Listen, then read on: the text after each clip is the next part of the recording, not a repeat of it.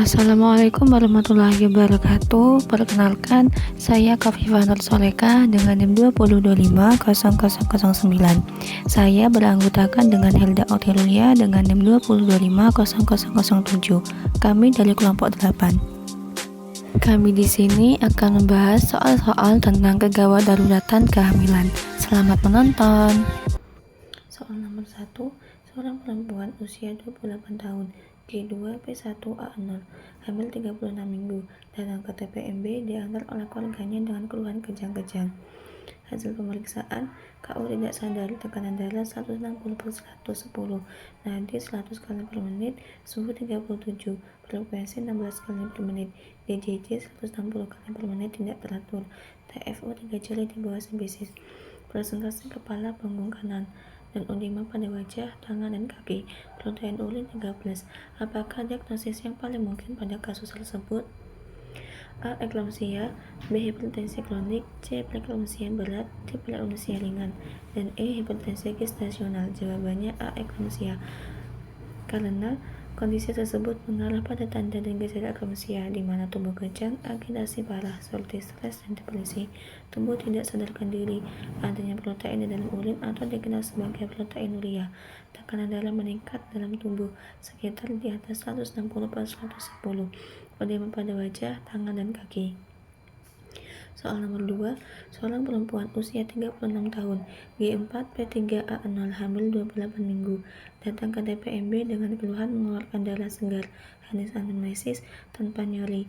Hasil pemeriksaan, tekanan darah 120/80, nadi 80 kali per menit, suhu 36, frekuensi 120/6 per menit, konjungtiva parah muda, TFO 26 cm, bagian terendah belum masuk PAP, DJJ di 136 kali per menit. Apakah diagnosis yang paling mungkin sesuai kasus tersebut? A. Placenta previa, B. Solusi placenta, C. Mola hidatisoda, B. abruptio placenta, E. Persalinan prematur. Jawabannya A. Placenta previa, karena tanda placenta previa dapat terjadi perdarahan segar jika ada kontraksi. Soal nomor 3, seorang perempuan usia 34 tahun, G2 P1A0, hamil 30 minggu, datang ke puskesmas dengan keluhan kepala terasa pusing. Hasil anamnesis, badan terasa lemas. Hasil pemeriksaan, tekanan darah 190/100, nadi 88 kali per menit, suhu 36, frekuensi 22 kali per menit, edema pada wajah dan kedua kaki, protein urin 13. Apakah diagnosis yang paling mungkin sesuai kasus tersebut? A. Eklamsia, B. Preeklamsia berat, C. Preeklamsia ringan, D. Hipertensi dalam kehamilan, E. Hipertensi kronis dalam kehamilan. Jawabannya B. Preeklamsia berat, karena preeklamsia berat adalah tekanan darah di atas 160/110, edema pada wajah dan ekstremitas, dan hasil urin protein urin positif. Soal nomor 4, seorang perempuan usia 21 tahun, G1 P0A0, hamil 17 minggu, datang ke TPMB dengan keluhan perdarahan dari vagina. Hasil anamnesis, rasa mules dan nyeri kram pada perut bagian bawah. Hasil pemeriksaan, tekanan darah 110/70, nadi 88 kali per menit, suhu 36,50, frekuensi 28 kali per menit, inspekula cervix tertutup, HCG urin plus. Apa diagnosis yang paling mungkin untuk pada kasus tersebut? A. Abortus incipient, B. Missed abortion, C. Abortus spontan, D. Abortus incomplete, E. Abortus liminian. Jawabannya E. Abortus liminian. Pada jawaban E. Abortus liminian karena terjadi perdarahan bercak, serviks tidak membuka, hasil konsepsi masih mungkin berlanjut atau dipertahankan. Soal nomor 5, seorang perempuan usia 25 tahun, G2 P1A0, hamil 30 minggu, datang ke TPMB dengan keluhan sering pusing.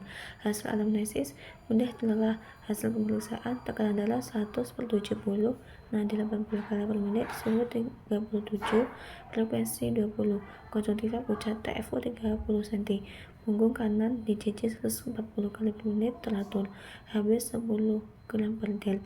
Apakah diagnosis yang paling mungkin pada kasus tersebut? A. Anamnesis, B. Eklamsia, C. Preeklamsia, D. Kehamilan normal, E. Kekurangan energi kronik. Jawabannya A. Anemia, karena Anemia merupakan keadaan di mana kadar Hb pada ibu hamil kurang dari 11 gl per del, disertai dengan pusing dan mudah lelah. Nomor 6, seorang perempuan umur 25 tahun, G1P0A0, hamil 24 minggu, datang ke BPM untuk kunjungan ulang. Hasil anamnesis sering merasa lelah dan mudah mengantuk. Gerakan janin dirasakan aktif. Hasil pemeriksaan konjungtiva merah muda, tekanan darah 120/80, nadi 80 kali per menit, TFU setinggi pusat, Ballotman plus, DJJ 120 kali per menit. Pemeriksaan penunjang apakah yang paling tepat pada kasus tersebut? A. Hemoglobin, B. Glukosa urin, C. Reproduksi urin, D. Indeks tekulo, E. USG. Jawabannya itu A. Hemoglobin, karena pemeriksaan Hb digunakan untuk mengukur jumlah hemoglobin dalam darah. Tujuan pemeriksaan hemoglobin sebagai deteksi dini terhadap adanya gejala anemia secara umum. Nomor 7, seorang perempuan 35 tahun, G4P3A0, hamil 36 minggu, datang ke puskesmas dengan keluhan keluar bercak darah dari kemaluan. Hasil anamnesis dirasakan tidak ada mules dan nyeri. Gerakan janin masih dirasakan. Hasil pemeriksaan tekanan darah 110/70, nadi 84 kali per menit, TFU 30 cm. Presentasi kepala belum masuk pintu atas panggul, DJJ 142 kali per menit. Ekstremitas bawah odem, hasil inspektulo tampak sisa darah berwarna merah segar di dinding vagina. Diagnosis apakah yang paling mungkin pada kasus tersebut? A. Vasa previa, B. erosi pertionis, C. Placenta previa, D. solusi placenta, E. kelainan hormonal. Jawabannya itu C. Placenta previa, karena pada kasus tersebut menunjukkan tanda dan gejala pada placenta previa. Nomor 8, seorang perempuan umur 36 tahun melahirkan anak kelima di